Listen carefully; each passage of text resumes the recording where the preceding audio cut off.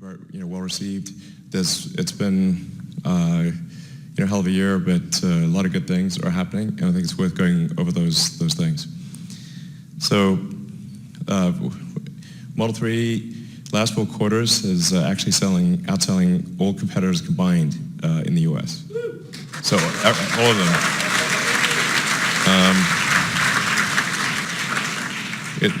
It's the highest revenue car in the U.S. and best-in-class performance.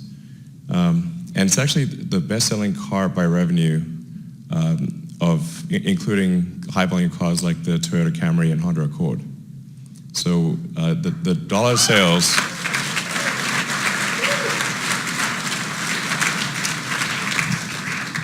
Yeah, I think most people aren't aware of this, but we're about the 4th best-selling by numbers, but the highest selling by revenue over the past year of any car in the U.S.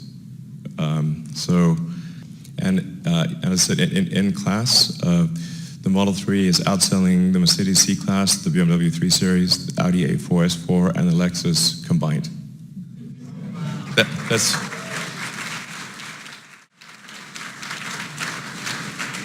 That's in units. The difference is higher in dollars.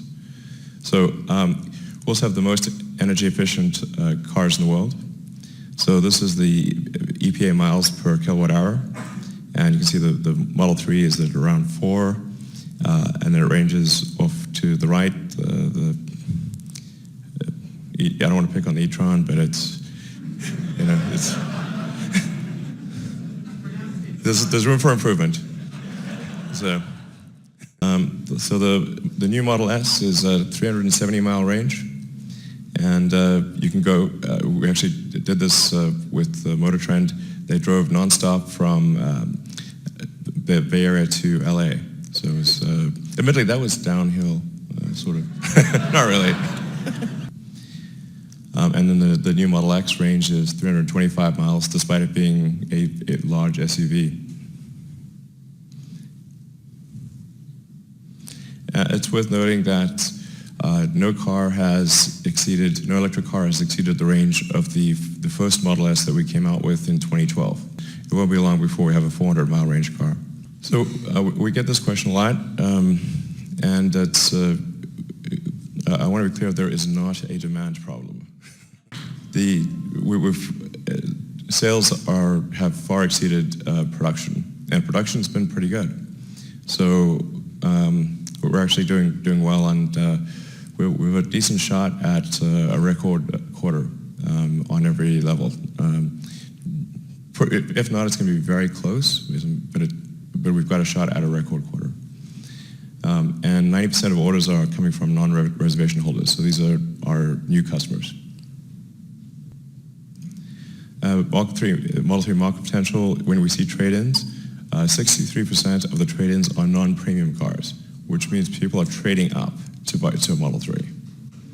And when people look at total cost of ownership, the actual total cost of ownership, because electricity is so much cheaper than gasoline, and the maintenance costs are much less. You don't need an oil change or a filter change. You basically never need to change the brake pads because of regenerative braking. The actual operating costs of an electric car are much less than a gasoline car. And so it takes a while to educate people on this, because the easiest thing to look at is just the lease price or the purchase price. But when factoring in fuel and maintenance, it's actually buying Model 3 is like buying a Camry or an Accord. The Autonomy Investor Day that I think was well received. The Tesla Full Self-Driving computer is literally 21 times faster than the NVIDIA system that it replaces. And we expect to be feature complete with autonomy by the end of this year.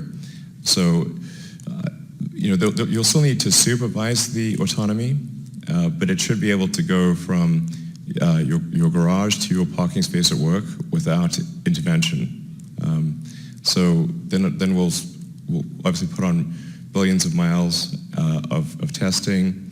And then I think probably sometime next year, you'll be able to have the car be autonomous without supervision. And then sometime thereafter, we'll be able to convince regulators that the autonomy is safe enough that the car could actually go around with no one in it. And this massively increases the value of the car. So, in fact, I think it's basically financially insane to buy anything except an electric car that is upgradable to autonomy. It's just nuts. You can see one country after another is putting dates on banning gasoline and diesel cars, and the environmental pressure to move away from fossil fuels is getting stronger and stronger. Then with the Model Y, this is the biggest segment of vehicles in the world is the midsize SUV. It's 2.5 times bigger than the Model 3 market. And so we think probably demand for the Model Y will be greater than the S3 and X combined. And then we expect to hit volume production towards the end of next year. Internally, we're aiming for sooner than that, but we want to have some margin on that timing. I still find it crazy that we have this Gigafactory. That used to be just rocks, rocks and bushes. Yeah, I mean, the crazy thing is this was basically, I think, 5 slides, and we showed a picture of a factory in the hills, and said to investors, we need money to build this thing, and they gave us the money, which was cool. It's really giant, and it's getting bigger. So, we have about 35 gigawatt hours of capacity potential at Giga right now, and then we're about sort of 70 or 80% of that capacity has been realized. So I think there was a bit of confusion earlier this year because Panasonic said there was 35, and there's technically yes, but it's not 35 at max capacity yet. But it will be, probably, I don't know, end of this year or next, or early next. So, and then it's also lowest cost per kilowatt hour. It's half of all global EV battery production. So if you add up all the all electric vehicles in the world, all the batteries that they use, that's approximately equal to what we make at the Gigafactory. So, and then we're making good progress on the Gigafactory in Shanghai. If you've watched the progress online, it gets followed with in excruciating detail. I think the number of drones flying over the factory is pretty nutty. We need air traffic control. But the shell of the building is basically done at this point. I think this might be it's the fastest large factory construction that I've ever seen.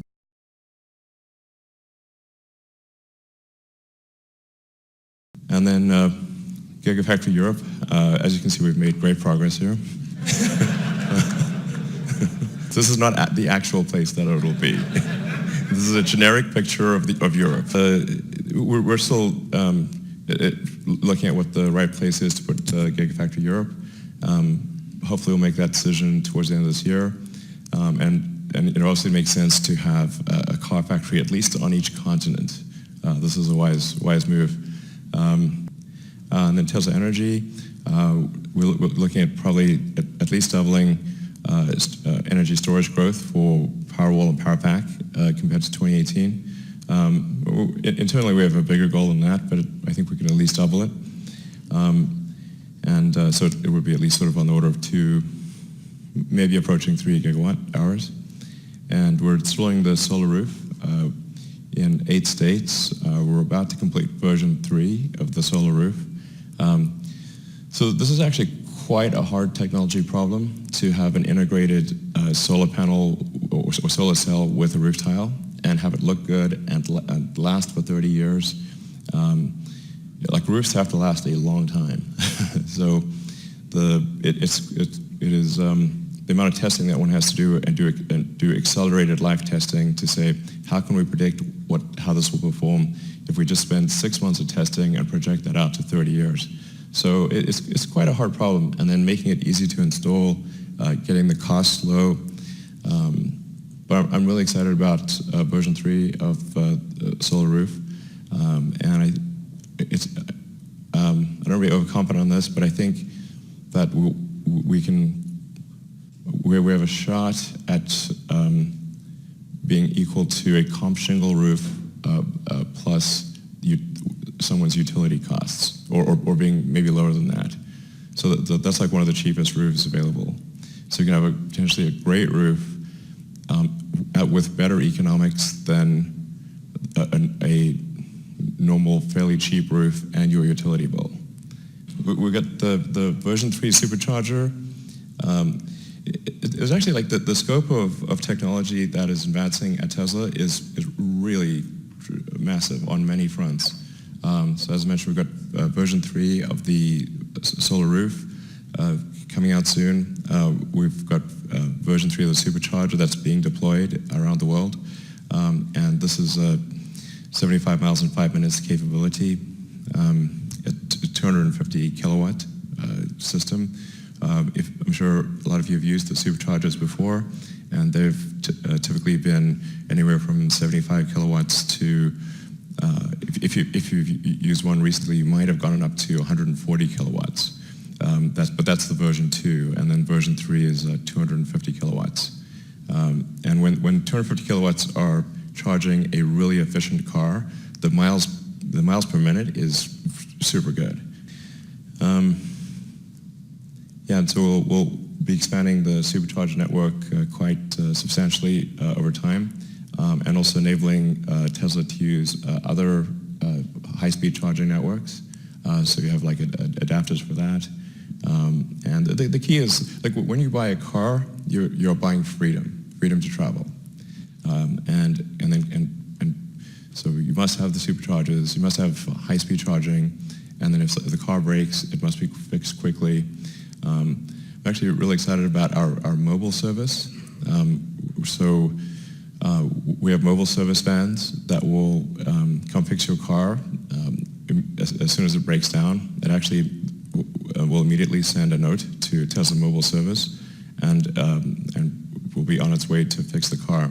And so we're actually we trialed it in the Bay Area, and now I've extended it to the LA area and a number of others for tire repair. So we'll just come, the van will arrive, give you a new tire in half an hour, and you're on your way. With obviously Model Y coming fairly soon, about a year or so, and then the pickup truck, which we hope to unveil hopefully this summer. This is something that'll, if you're driving it down a road, just look like it came out of a sci-fi movie.